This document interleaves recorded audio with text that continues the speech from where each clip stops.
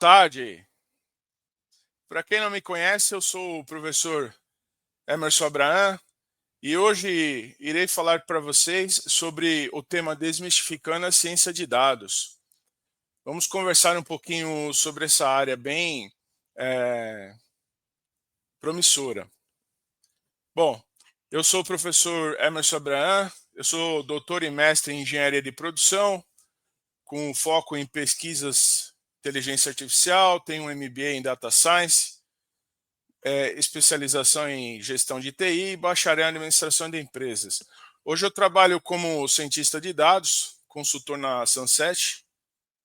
Sou professor também em cursos superiores, análise de desenvolvimento de sistemas, sistemas de informação, automação industrial, gestão de TI e pesquisador na área de modelagem e simulação e inteligência artificial, com ênfase em lógica fuzzy, redes neurais artificiais e algoritmos genéticos. Bom, qual que seria a importância desse tema? Eu trouxe aqui alguns dados para vocês. O volume de dados globais tem sofrido uma expansão exponencial. Segundo pesquisas da IDC, International Data Corporation, em 2020, 64,2 zettabytes de dados foram criados ou replicados, um volume bem expressivo, A IDC prevê que a criação e replicação de dados globais aumentará em 23% ao ano, alcançando mais de 180 zettabytes ou 180 bilhões de terabytes. Então, é comum, eu acho que vocês já devem ter ouvido essa expressão, the data is the new oil, É o novo petróleo. Então, um cientista de dados britânico, Clive Humb, ele cunhou essa expressão porque o petróleo é muito importante para a economia mundial e hoje os dados são considerados esse novo petróleo. Mas não basta, como petróleo, não basta fazer a extração, é preciso fazer o tratamento desses dados. Então, o petróleo faz a extração do petróleo e depois tem um refino. E do refino se extrai gasolina, querosene, entre outros materiais. E com os dados ocorre a mesma coisa. Então, nós precisamos fazer a extração dos dados, Esses dados eles precisam ser transformados em informação, depois, posteriormente, são transformados em conhecimento e sabedoria, conforme o modelo Data Information Knowledge e Wisdom, de Ackford, em 1989 já colocava essa ideia para nós aí do modelo DICS, Bom, esse modelo, ele de Data Information Knowledge and Wisdom, muito conhecido na área de sistemas de informações, ele coloca que os dados, por exemplo, podem ser as coordenadas de um GPS, sem contexto sobre o que representam. São dados brutos, dados isolados. Então, nós colocamos esse exemplo aqui de coordenadas de GPS. Por si só não diz nada. A informação, já no nível acima, essas coordenadas representam locais de lojas da empresa, trazendo uma utilidade específica aos dados. Então, a gente já tem algo mais específico. No nível de conhecimento, identifica-se que essas lojas estão em áreas de alta demanda e precisam de mais estoque durante o final de semana, por exemplo. Sabedoria, com base nessa análise, a empresa decide abrir uma nova loja próxima e melhorar a logística de distribuição para essas áreas.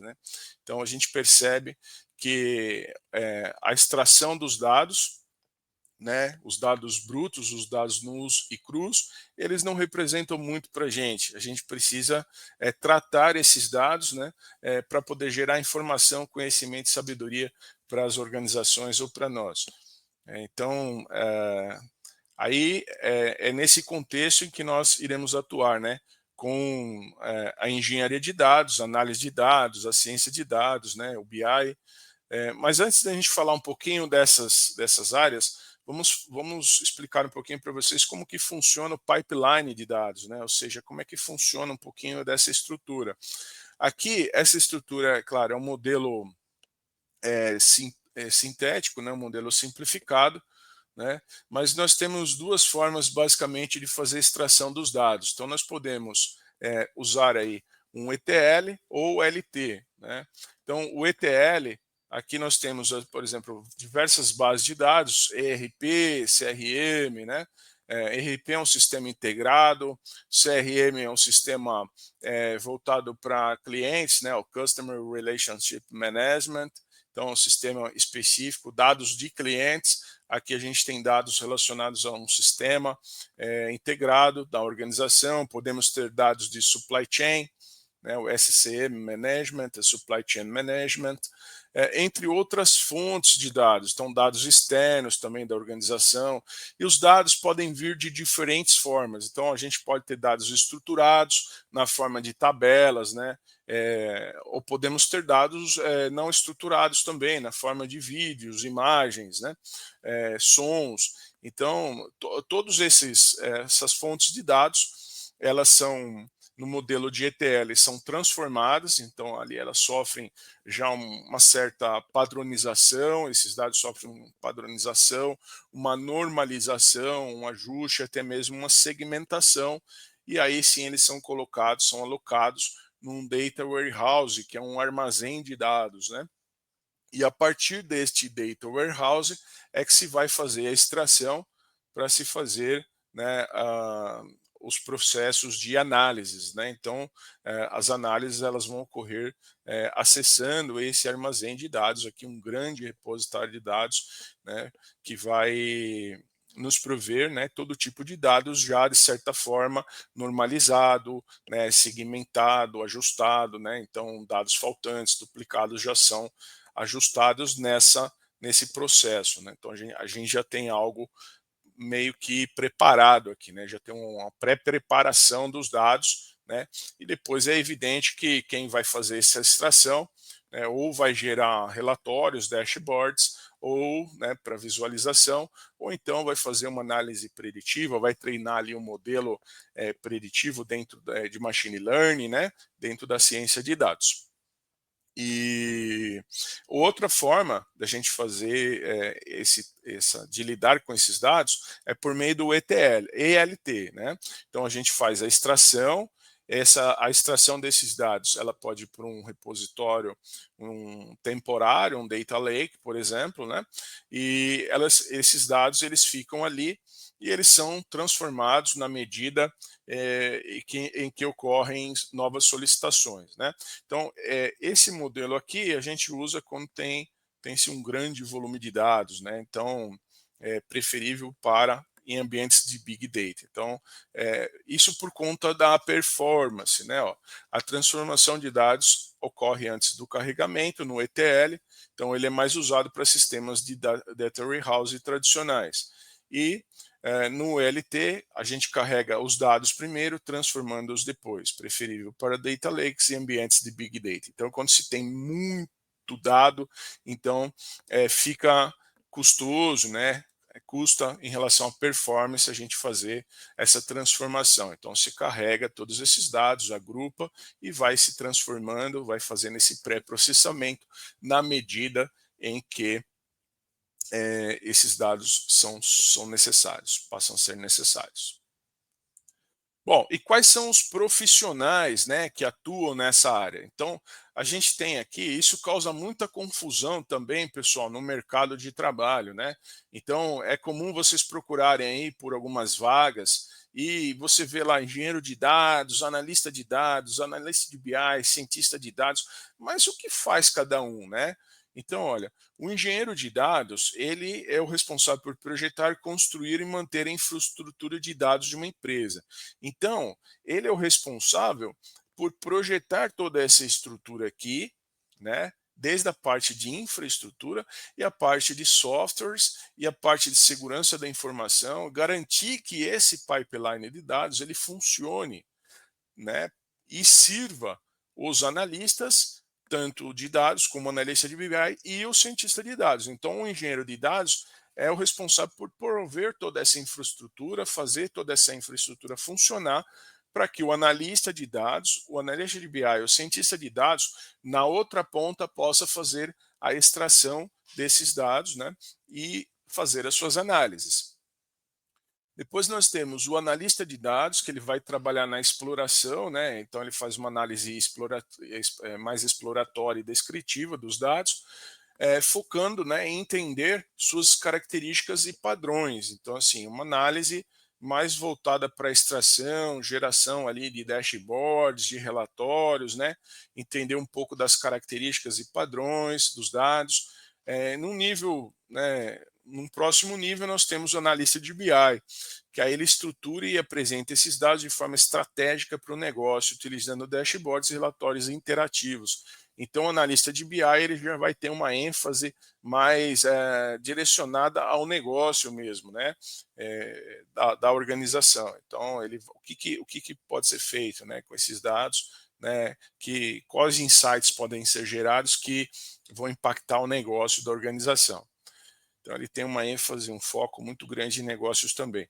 E, por fim, o cientista de dados, né, que ele aprofunda essas análises aplicando modelos de previsões e tomadas de decisões mais avançadas.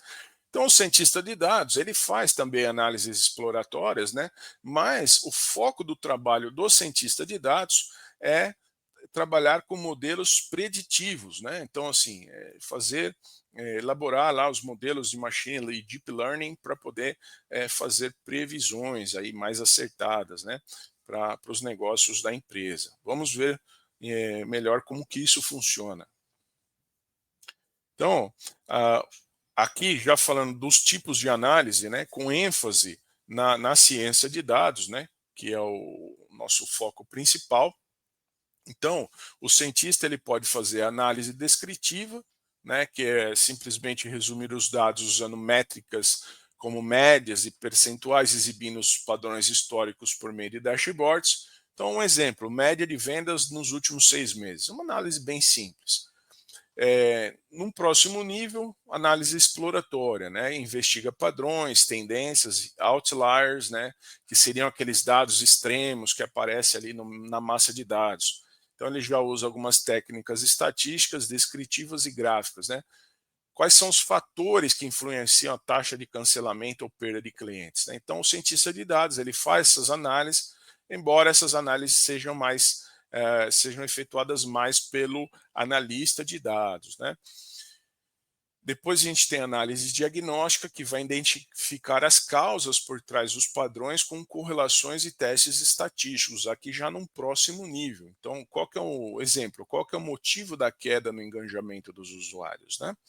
Então, percebe que com os dados, aplicando ferramentas estatísticas, né, primeiro a gente começa com médias, percentuais, depois fazemos uma investigação aí já aplicando uma estatística descritiva, depois já modelos de correlação e testes, né, estatísticos, para a gente ter uma informação aí gerando informação cada vez mais interessante, né? Primeiro apenas uma análise descritiva, depois mais exploratória e mais diagnóstica, né? Aqui na exploratória, a gente tem uma percepção mais de quais são os fatores que estão impactando aquilo, né? Mas não é o motivo real. O motivo real a gente consegue identificar na análise diagnóstica, né? Por exemplo, a gente percebe ali que o calor é um motivo que leva a causa de incêndios, por exemplo. O calor é um dos fatores, né, que pode causar incêndios na mata, mas é um fator só, né? Não significa que seja um motivo.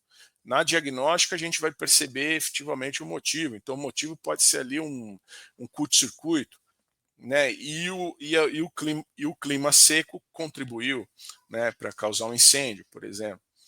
Já na análise preditiva, que aqui é o foco, né, o core, é o principal, né, do trabalho do cientista de dados, embora ele possa fazer esses demais trabalhos também, mas aqui é onde ele atua mais, ele vai usar modelos de aprendizado de máquina, machine learning, que é uma sub-área da inteligência artificial. Então, a ciência de dados, ela atua, né, dentro da inteligência artificial. Então, modelos de machine learning para prever eventos futuros com modelos como regressão e redes neurais artificiais.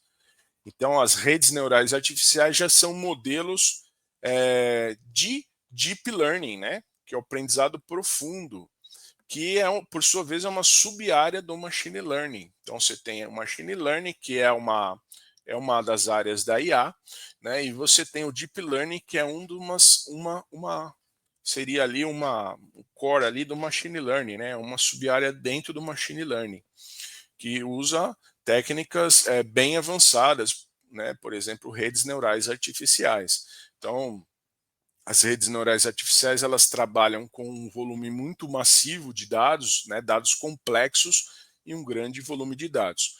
Para machine learning, a gente pode trabalhar com dados mais simples e não há necessidade de um volume tão expressivo de dados. Tá? Nós vamos falar um pouquinho dos modelos aqui que a gente tem. E, por exemplo, né, a gente pode usar isso para fazer previsão de demanda na Black Friday. Né? Olha que legal. Depois a gente tem análise prescritiva, que aí é sugestão de ideias com otimização matemática e simulações, né? Melhorar o mix de produtos para maximizar vendas.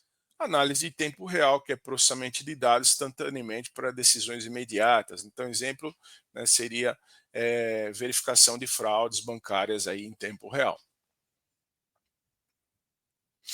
Vamos falar então um pouquinho das técnicas, né, preditivas. Aqui, pessoal, a ideia dessa live é passar assim para vocês, né, uma ideia, né, do trabalho, dos profissionais de dados e principalmente em relação ao cientista de dados, o que ele faz e quais são as técnicas que ele emprega.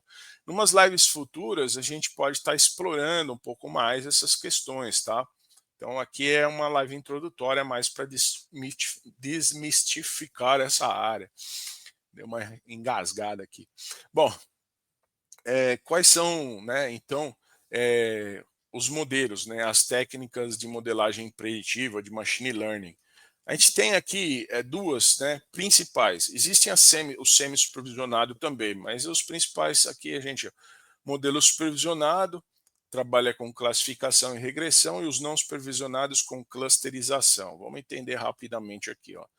A gente pode usar no modelo supervisionado, regressão linear e logística, árvore de decisão, Randall Forest, o gradient boosting e redes neurais, por exemplo. Né? Mas o que é um modelo supervisionado? O modelo supervisionado, ele lida com dados rotulados. Né? Normalmente a gente tem ali você tem ali, por exemplo, um exemplo aqui, né, bem tosco. Você tem uma cadeira e você tem um nome representando aquele objeto. Então, você tem a imagem de uma cadeira e você tem um nome representando aquela imagem. Então, aí você tem um rótulo para aquilo, né? Então, os modelos supervisionados, eles trabalham com dados que são rotulados, que estão sendo categorizados, né? Então, ó, com a regressão linear e logística, a gente faz previsão de valores numéricos e categóricos. Então, algo mais simples, né? Uma regressão linear, algo mais simples. Já com árvores de decisão e Randall Forest, que é uma variação de árvores de decisão, nós trabalhamos com modelos não lineares para previsões robustas. Então, quando eu tenho um modelo linear, eu tenho um modelo, né? Eu falo assim, 5, 10, 15, 20, 30, a gente, próximo número 35, a gente vê que está crescendo de 5 em 5. Então, um modelo mais linear. Agora, quando eu tenho um modelo tipo bolsa de valores, um sobe e desce, né? Então, hoje eu tenho um modelo não linear, aí fica mais difícil, né? Prever o próximo dado, o próximo valor. Então, esses algoritmos, eles trabalham com essas previsões, né? E aqui a gente tem o Gradient Boosting para modelos avançados de alta performance e as redes neurais, né, que modelos de padrões complexos com IA profunda. Né? Então, já falei para vocês, trabalham com dados complexos, com grande volume de dados. O legal das redes neurais é que você pode estar misturando dados que são relacionais, né, dados estruturados, com dados não estruturados, né, como eu falei lá no começo. Então, a gente pode, por exemplo, trabalhar com dados relacionados, dados de texto e dados relacionados a vídeo, a som, a imagem, né, aqui dentro de uma rede neural, por exemplo, aprofundar aí o nosso diagnóstico, aprofundar as nossas previsões com base em dados mais complexos e um grande volume de dados. Então, exemplo, prever se um cliente de um banco irá cancelar sua conta nos próximos 3 meses, né? Já os modelos não supervisionados, ou CAMINs, ou Hierarchical Clustering, a ideia é trabalhar com dados que não são rotulados. Então, você tem uma grande massa de dados ali, mas eles não têm rótulo, né? Mas isso não significa que esses dados, né, não possam ter uma certa correlação ou que sejam similares. Então, a gente faz uma clusterização, que é um agrupamento, né? Então, posso agrupar clientes, produtos, por exemplo, né? Então, agrupar clientes com comportamento de compras, né?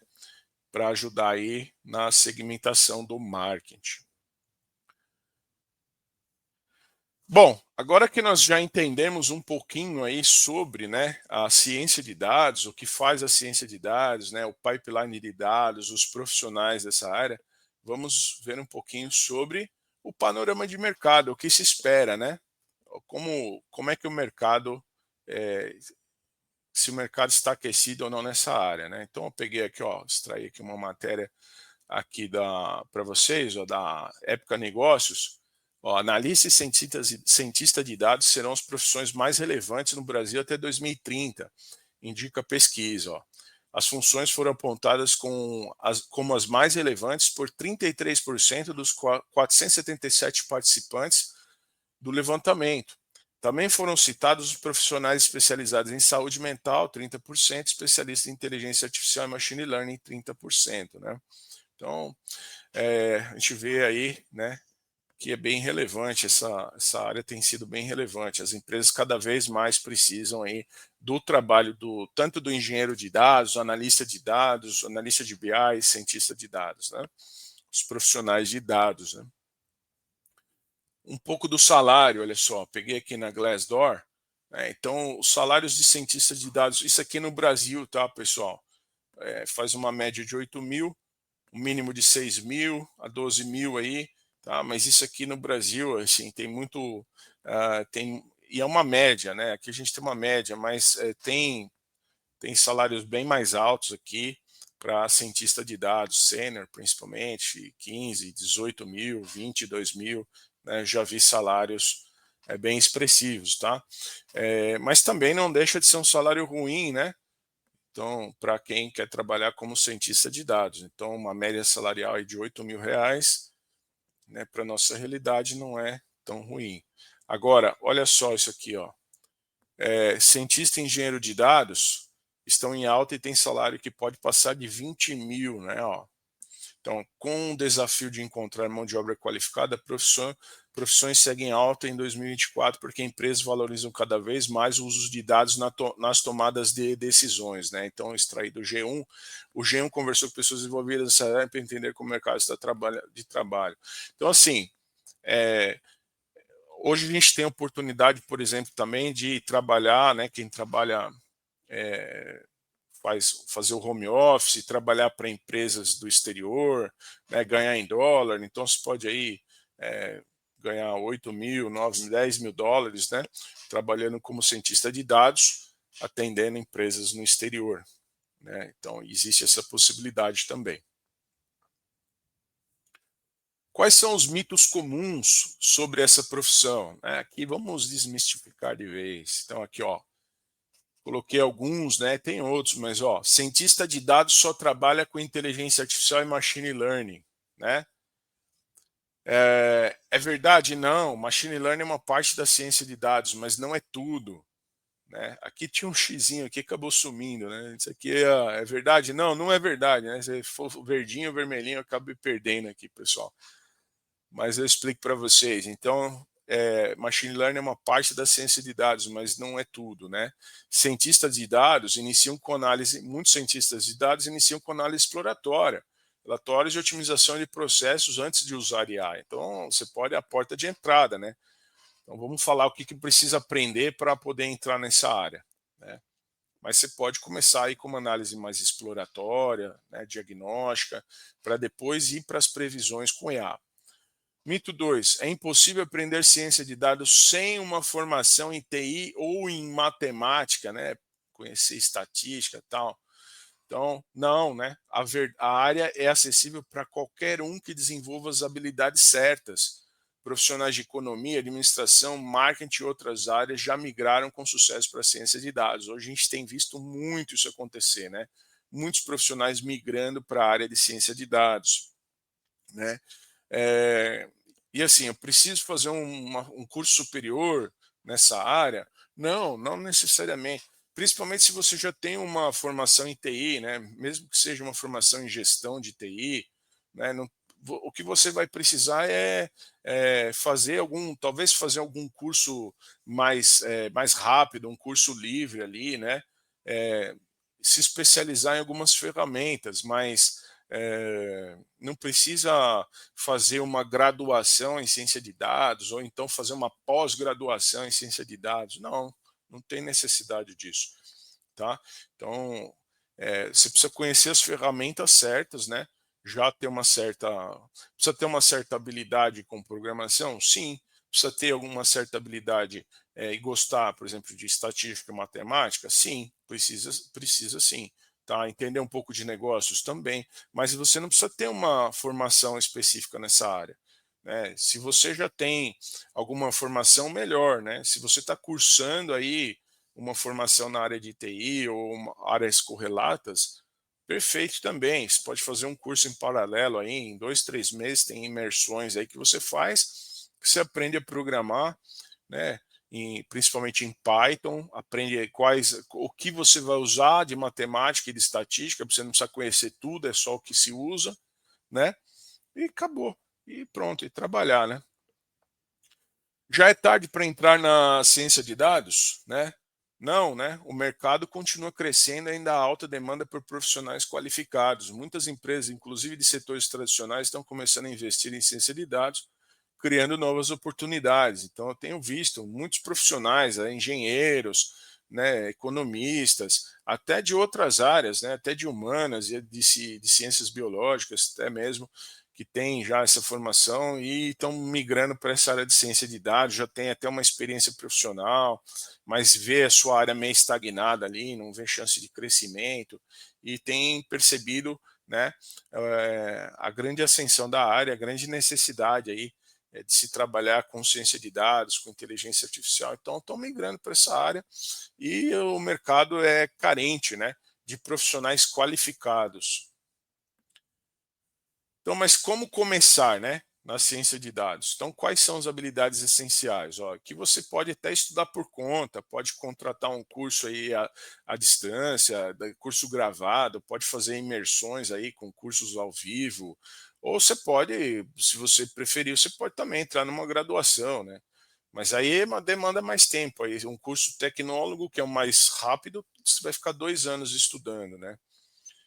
Então, também não tem necessidade de fazer uma pós-graduação. Pós-graduação é depois que você já estiver trabalhando na área, aí sim se torna interessante para você ganhar mais maturidade, né?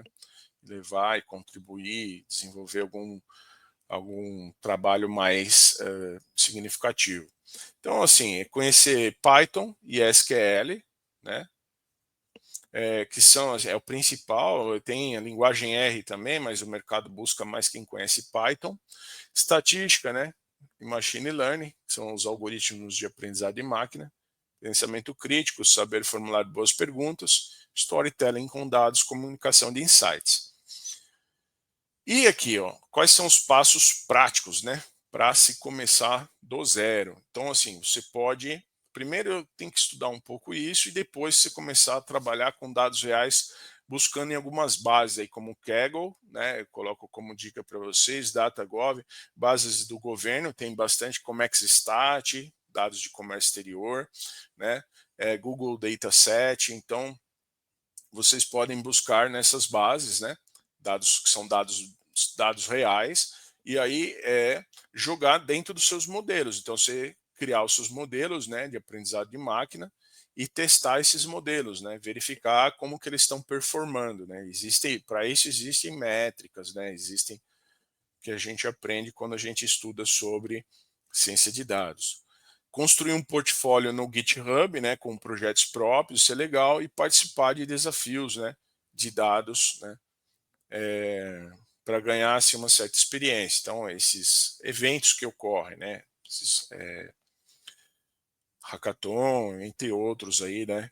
Feiras e tudo mais, é bem interessante. Então, ficar antenado e se envolver, né? Começar a se envolver, né, com a área, mesmo que não tenha experiência, mas começar a se envolver, fazer um network, começar a fazer acontecer, né? Eu tenho assim muitos alunos, né, que ficam, mas eu não estou ainda pronto, né? Eu estou estudando aqui, já estou no terceiro ano, me sinto preparado para fazer estágio, vai com uma certa insegurança. Não pode, pessoal. Tem que começar a se envolver, né? Então, se começa a se envolver, começa a fazer, é, sabe? A priori você vai começar a fazer, você não vai, talvez não tenha nem remuneração, mas você já está se envolvendo. Quando você menos perceber, está acontecendo, né? Então, eu acho que é isso. Bom, o que eu tinha para hoje é isso, né? Espero que eu tenha agregado um pouquinho aí, né, para vocês. Deixa eu dar uma olhadinha aqui, tem alguns comentários. Obrigado, Adri. Valeu, show de bola. E então é isso, pessoal. Agradeço muito aí vocês pela participação. E se você gostou desse conteúdo aí, me segue aí nas redes sociais, né? Estarei publicando mais conteúdos correlatos e também estarei fazendo novas lives aí explicando mais sobre a área, dando dicas, né? Aprofundando essas questões aí também sobre inteligência artificial. Valeu, obrigado.